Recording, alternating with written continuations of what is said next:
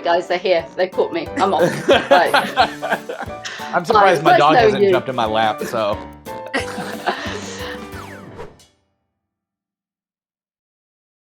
Hi everyone, and welcome to our PTW Community Managers Connect session. I'm Nee, I'm the Global Head of Player Communities at PTW, and one of the things that I love the most about my job is being able to be a part of a passionate, engaged and wonderful gaming community that I also belong to. With me today, I've got some wonderful community managers that I have the luck and privilege of working alongside. And we're going to be talking about community management, our perspectives of community management, and particularly factors and discussion points that we believe can often be not focused on enough by developers or development studios, teams within development or publishing or marketing, which we'd love to be able to bring to the fore today and discuss between ourselves, but also help highlight these topics to everyone watching as well. So I'm going to let the team introduce themselves, similar to what I did, and I'm gonna start with Nell. Nell, why don't you introduce yourself? I'm Nell. I'm Senior Community Manager here at PTW, and I just love being a voice internally for the community as a community manager, as a content creator on the side, and as a hobby. It often feels like we're left alone on an island. So having someone internally be a champion for the community, no matter the role within community, has always been my favorite thing of what I do. Hi, I'm Charlotte Hamilton. I am a community manager for PTW. One of the things that I like most about being a community manager is being on the front lines with the players, being a part of the team, of the players themselves, to really enjoy the content that the games bring, help celebrate the wins, help mourn the losses, and everything that comes in between. Hi, I'm Daniel Ramos. I'm also a senior community manager, and my favorite thing is sitting down with the players and discussing features and feedbacks and gathering ideas from the community of what they'd like to see next or what changes they'd like to see, and really like honing in on what changes the game needs to be made to make it the best possible experience for everyone. And today, as I mentioned before, we're going to be talking about some of the points that we think are really important, but can sometimes be, especially for developers, studios, publishers, even marketing and publishing teams, to factor in and think about. So we're going to be talking about just 3 points, but hopefully 3 very interesting points. We certainly find them interesting anyway, and we, I do anyway, spend a lot of time thinking about them. But it would be really interesting to hear from everyone here on what their thoughts are as well. Hence why this Connect session, I think, is a good opportunity for all of us to hash out these ideas and thoughts. So I think I'll start off first and hopefully get the ball rolling.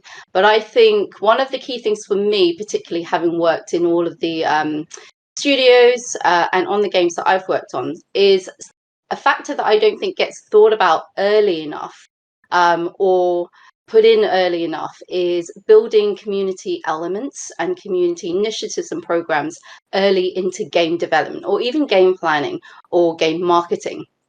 And I've seen the benefits of doing that early on, and I've also seen the missed opportunities of building it too late on in the process. So that's something I'd love to hear from everyone here today, because I think the earlier you can get your community team involved in, and whether that's early doors planning, even before the game has launched out into early access or even closed beta, is to get your community team in early. Look at who you're targeting, your community, your audience, and start thinking about really cool plans, ideas, and initiatives that you can kind of build in. So one of the things for me is content. Like, what can you do with content? I think once a game rolls out, content obviously works alongside a big marketing plan, but there's also core community content. And I think if you're building in systems or programs in the game, you can capitalize on those to help your community team build fantastic content really easily once the game is out and started rolling. And within those, I think you can include a number of things, and that could be stats, that could be Easter eggs. So I'd like to dive into that and ask, like, you guys here, what you think about building in community elements early, what your experiences have been, and where you think anyone watching and listening could really benefit from having your community team in early. I'm going to pick a random person. Danny, what about you? Yeah, I absolutely agree simply because there's a lot of question marks that prop up when you're creating a game that say an engineering team has to sit down and start creating the new features for the game. If you don't have your community team set up or thinking about what kind of game events you can run, you're going to run into an issue where you start doing some sort of like time crunches and you're having to allocate, uh, resources that are originally meant for other projects into like creating an environment that is friendly towards your players that product managers and then engineer leads have to sit down and speak to you and be like, oh, we never thought about these types of things. So establishing that early kind of sets a precedence for like we need to be able to allocate some time to make sure that if community does come up with any cool initiatives, that there is time and space for these creations to go around. So yeah, I would say absolutely getting those early is a fantastic include. Just because then everyone is on board of, okay, these are ideas that community can spin up and think about, and we need to be able to pivot based on just real life events, holidays, seasons, that type of stuff. Yeah, I think seasonal events and opportunities that they bring are really, really good. And I think if you've got a game where you can build those factors in early and you know that they're going to be repeatable events, it's a really great opportunity to build the excitement of your community up and then also capitalize on it. So I think GTA Online, for me, because I worked on it, is a good example in terms of the Christmas time where snow is such a big, powerful thing. Like everyone knows that Los Santos is going to be covered in snow for a certain period of time, and everyone gets really, really excited about it. And it switches on at a certain time, it switches off at a certain time, and it's kind of like there's no particular more or less. It's just like almost an exclusive event. But what the community does is that they get excited for it and they look forward to it, and it then becomes a whole entire community event where people gather, do things, and it gives great opportunities to do competitions, to do video competitions, but in general, just to have fun as a crew. So I think that's a really good point, Danny, about that seasonal stuff. I know a lot of community teams and community managers already anchor into that, and you can see it by social takeovers. Or even just events. Fortnite does, like fantastic seasonal events. Nell's nodding there because I know, you'll probably enjoy them. But I think that's a really underrated thing that can totally be exploited and really amplified further down the line if you're building those in early on, I think. Thoughts from anyone else?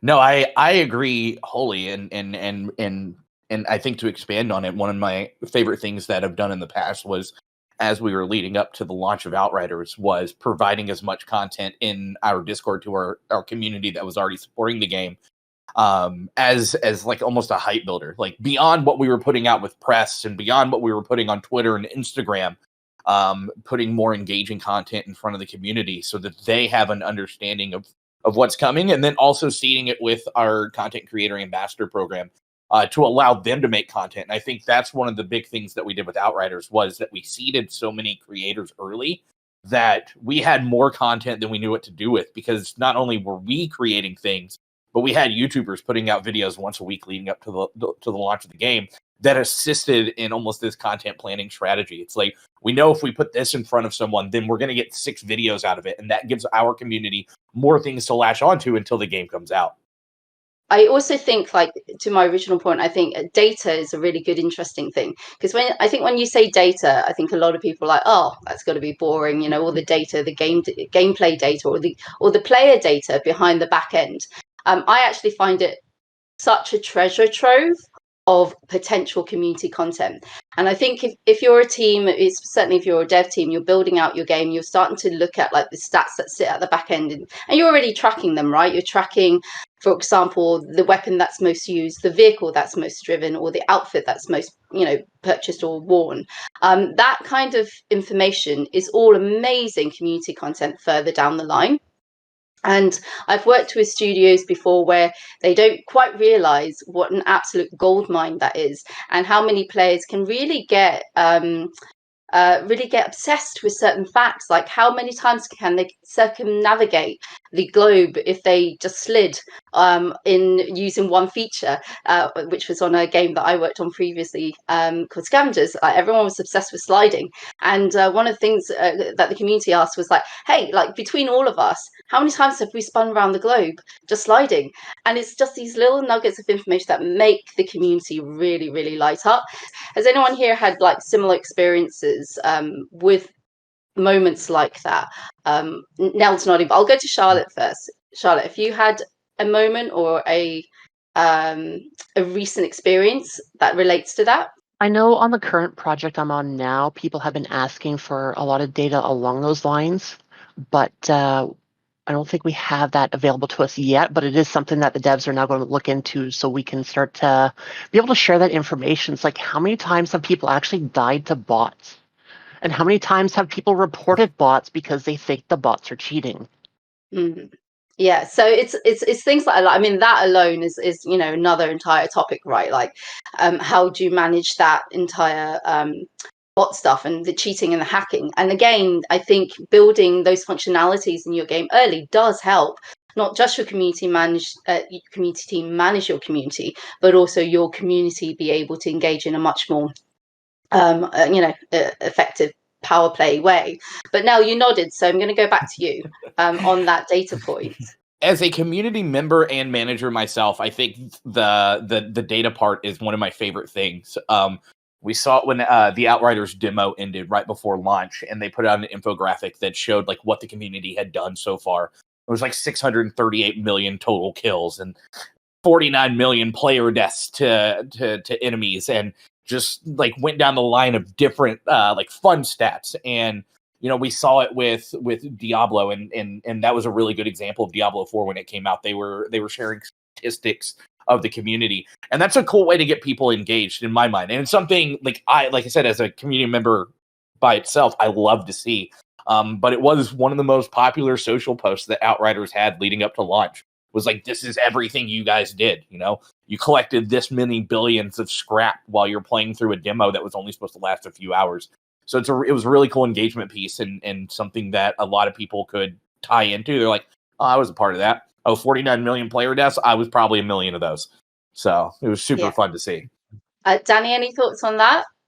I mean, I can take it from a different perspective, where sometimes just fun metrics like that can be also useful as a tool to address community concerns. One of the projects I worked on was a collectible card game, and so it's very competitive, and players are always asking for like, oh, these cards are overperforming, or these things are issues.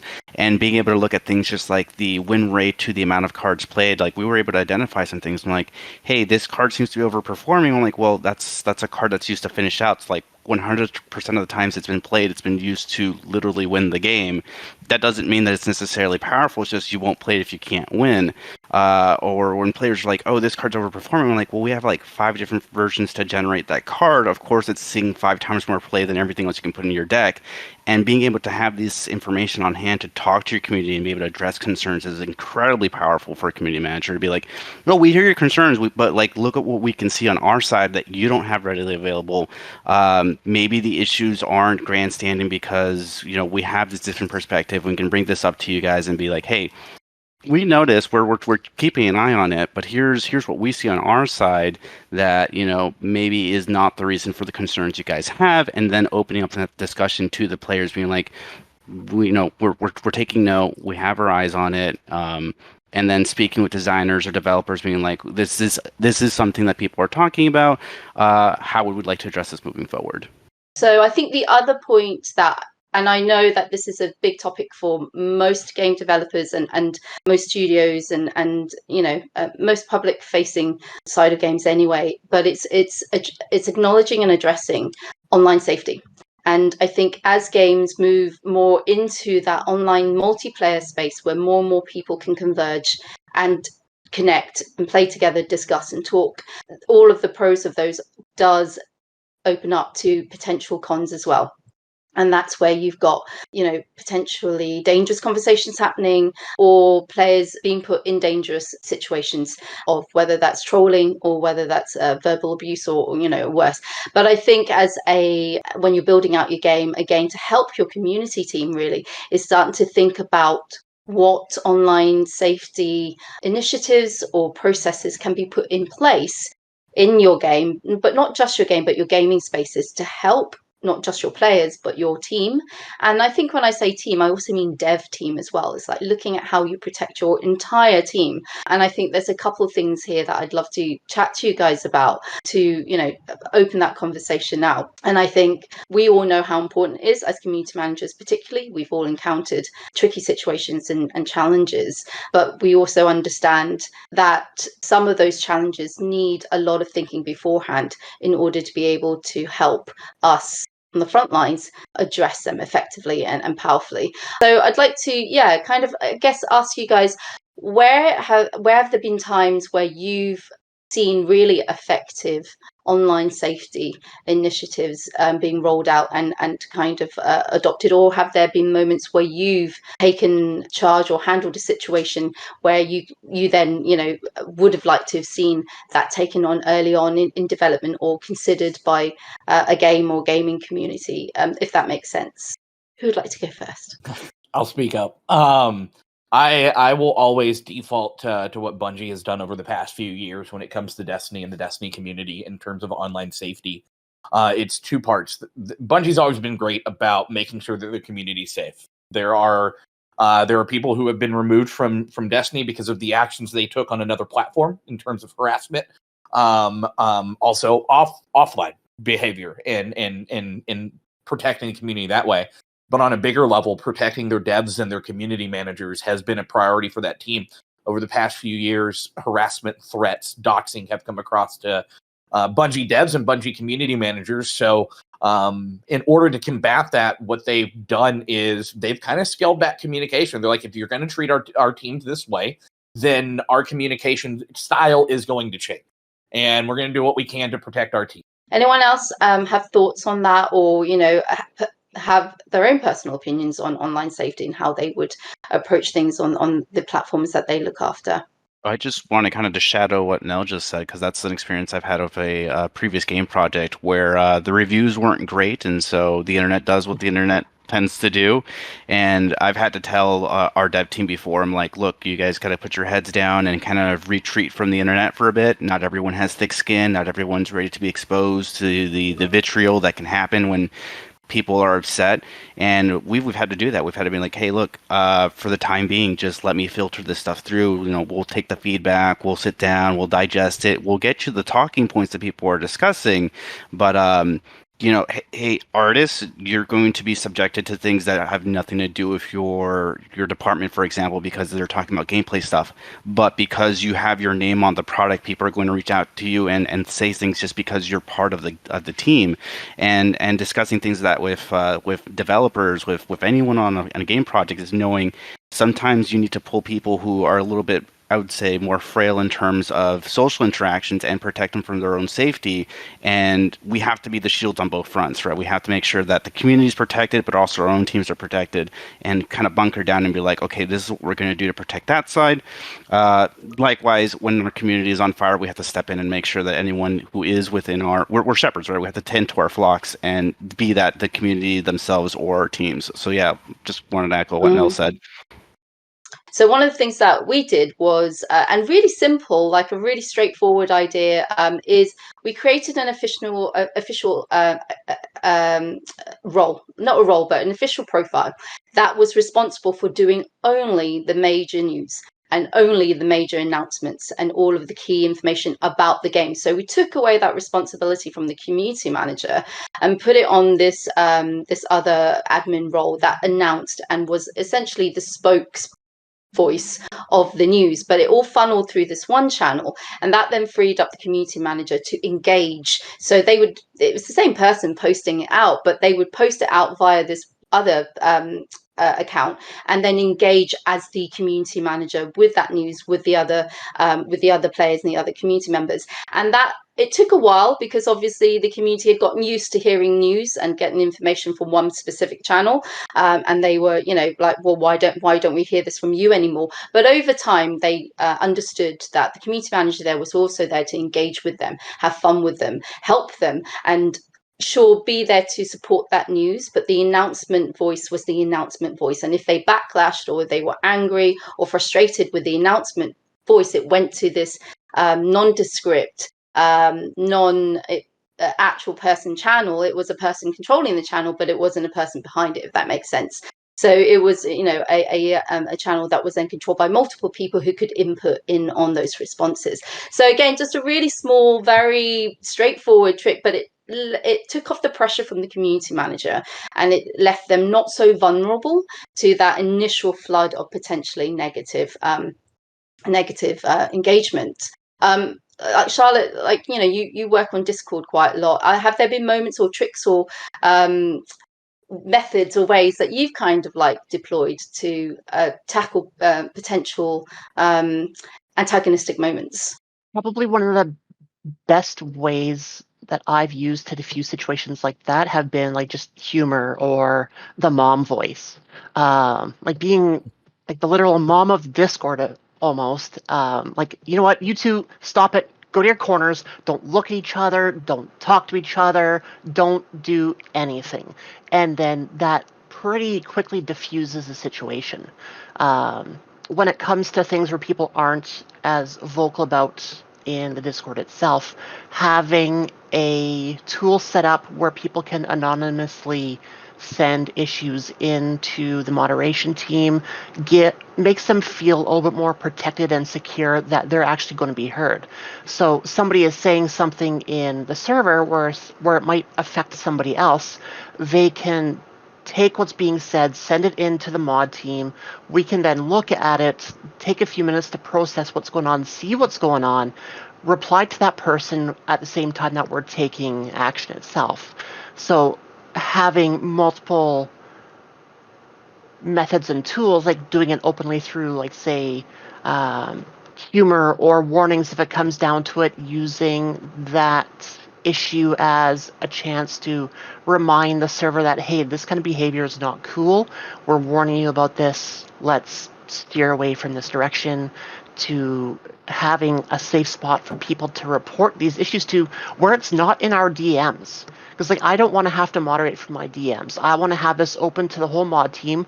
For one, it gives full transparency for our side so we know what's going on.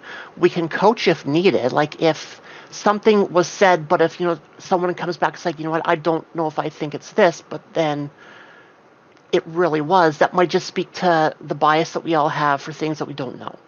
And then it gives other people a chance to chime in and be able to have a discussion about it, and learning from everybody else, being able to teach the other members on the team. So I think looking at those initiatives or the programs, or even just the very small, tips that seem minimal but actually have, a fairly surprising impact when you're building out your community channels early on. So not just even your game, but your community channels. When you sit down, you start going, okay, we're going to have this channel, we're going to have a Discord server, we're going to have, Twitch, we're going to have YouTube. Think about, I'd say, about your community guidelines and your community principles as well, not just as a community manager, which obviously is very important, but as a studio and as a team. Like, what are your company, your brand policies, and make sure that they're repeated, not just in obvious guidelines that you see on your channels, but in the way that you handle these things through the processes, like Charlotte that you mentioned, and Danny that and Nell that you spoke of, I think is important as well. And here at with us, we've been working really closely now, all four of us, on our own online safety initiative, where that's a really core factor, is making sure that our moderation team are well trained up, but that they're going to be protected as well, and supported, not just our moderation team, but our community managers. So I think that is a really important factor that I think we all agree everyone should consider whilst they're building out their games, their community spaces, and their community teams. So really important. All right, I'm going to move on to a third topic, which I know might sound quite dry, but something that I think Danny's laughing because he's like, it is dry.